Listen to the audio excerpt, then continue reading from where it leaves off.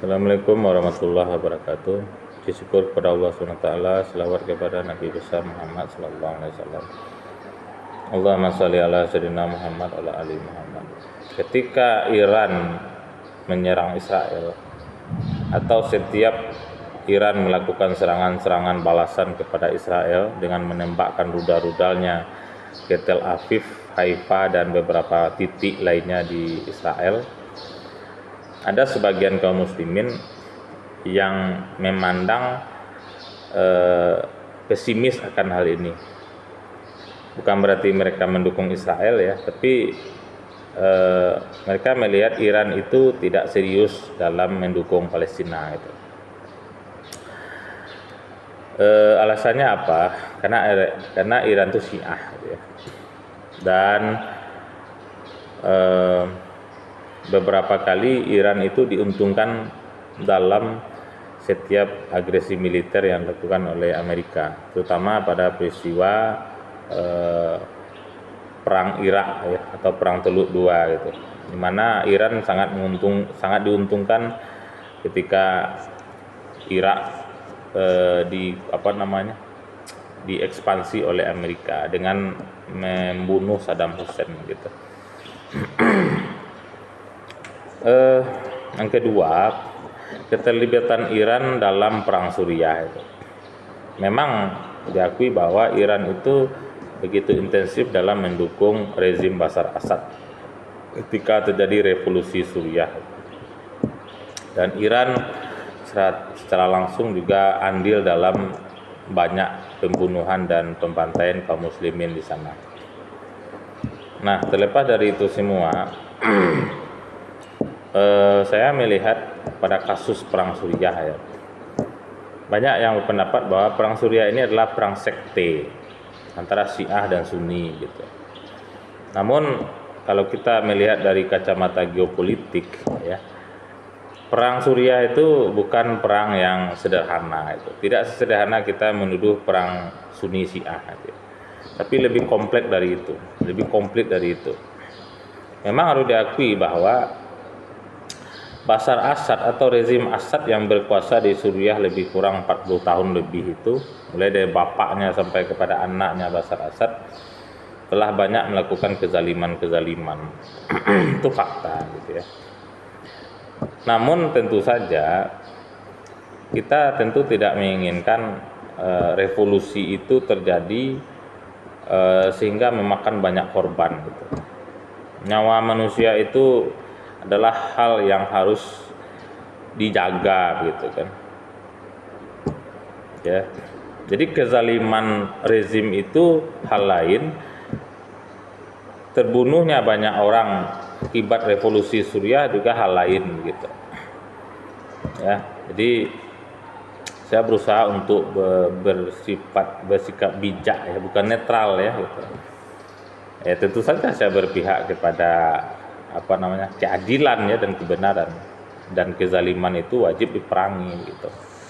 Nah, apa yang sungguhnya terjadi di Syam atau di Suriah sejak 2011 dan berakhir pada Desember 2024 adalah lebih kepada fitnah ya, fitnah Syam gitu.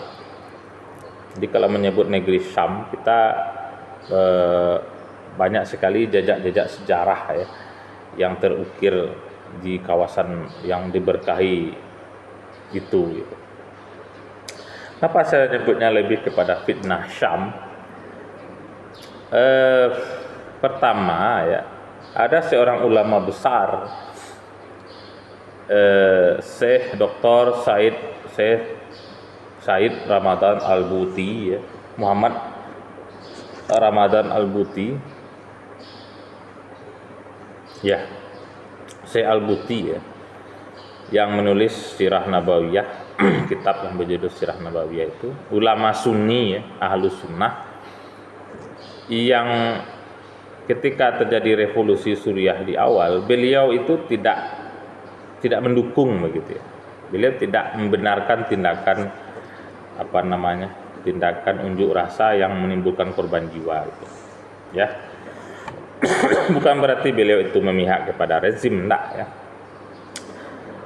Syekh Ramadan Al-Buti itu ulama ya, bukan ulama yang menjilat ke penguasa, bukan. Beliau tuh ulama. Jadi kalau ulama tentu beliau tidak memihak kepada siapapun gitu. Beliau tentu memihak kepada yang benar begitu ya. Nah, beliau memandang revolusi Suriah ini lebih banyak mudarat daripada manfaat gitu. Jadi sebaiknya jangan terjadi revolusi itu gitu.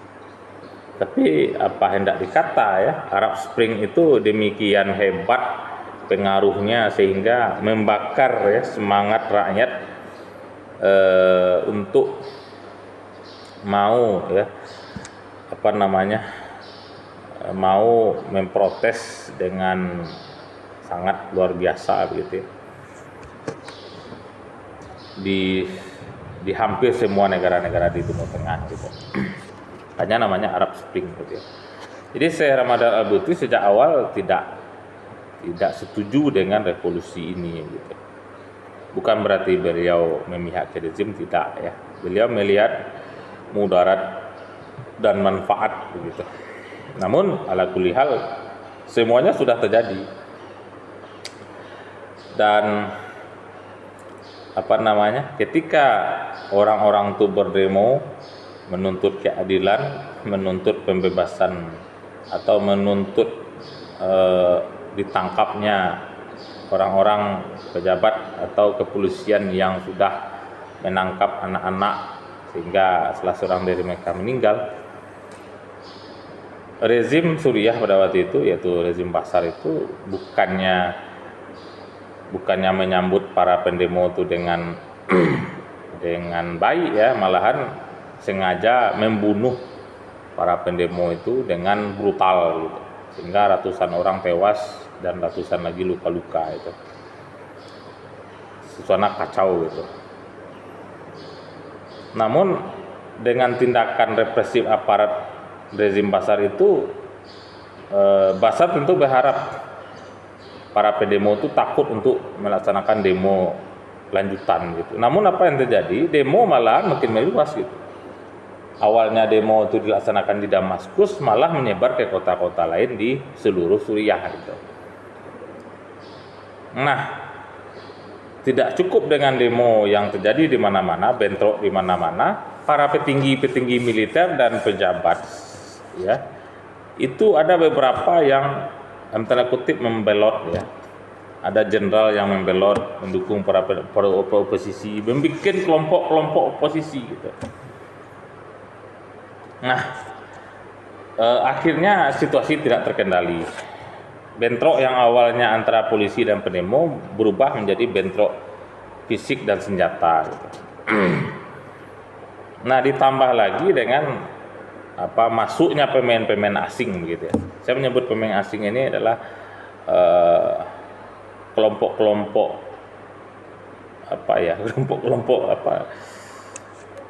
luar ya, yang bukan orang Suriah masuk gitu. Kelompok pejuang lah boleh dikatakan gitu ya. Mereka membantu para oposisi gitu. Nah, akhirnya rezim Bashar melihat, wah ini tak bisa dihentikan ini merongrong ini ya. Bisa-bisa saya dalam waktu dekat akan terguling, terjungkal dari kekuasaan. Maka Bashar Assad melakukan pendekatan militer gitu. Jadilah perang antara oposisi pemberontak yang dibantu oleh banyak pemain dengan pasukan pemerintah rezim Bashar Assad itu.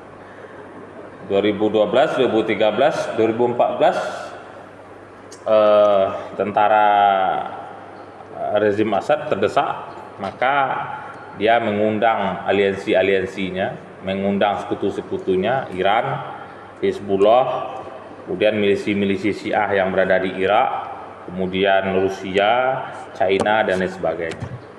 Masuklah pemain-pemain asing ini ke dalam, berperang, bergabung dengan pasukan pemerintah, berperang menghadapi oposisi yang akhirnya terdesak.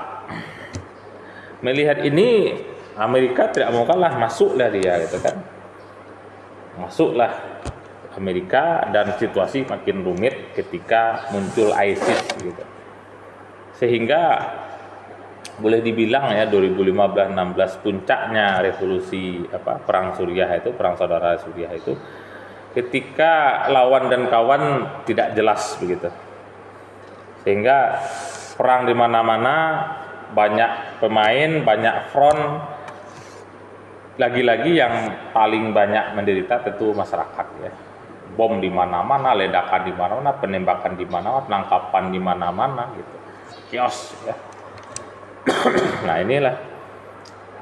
Bagaimana dengan Syekh Ramadan Al-Buti, Dr. Ramadan Al-Buti? Inilah yang jarang sekali dibahas ya. Saya tidak menuduh si A dalangnya, si B dalangnya, si C dalang. Yang jelas beliau terbunuh. Beliau dibunuh lebih tepatnya gitu, ketika beliau sedang mengadakan pengajian gitu di Damaskus. Siapa yang bunuhnya? Allah bisawab, saya tidak tahu. Jadi inilah akibat kalau kita tidak mau mendengar pesan para ulama, nasihat para ulama itu. Sehingga ya, fitnah Syam terjadi bertahun-tahun hingga 1 dekade lebih, dan ala kulli hal ya Allah SWT Maha besar ya. 2024 semua kehancuran itu berakhir, walaupun berakhirnya tidak berakhir total ya. Ada lagi PR-PR besar yang harus dilakukan, terutama menyatukan Suriah. Dan Presiden Suriah yang sekarang, Jolani itu, kita tahu latar belakangnya siapa, tapi itu tidak penting ya. Yang jelas beliau nampak kesungguhan untuk kembali membangun Suriah. Nah, ini masalahnya. Jadi siapa yang paling diuntungkan dengan perang Suriah? Lagi-lagi Israel. Jadi setiap kekacauan yang terjadi di Timur Tengah, lagi-lagi yang diuntungkan itu Israel gitu.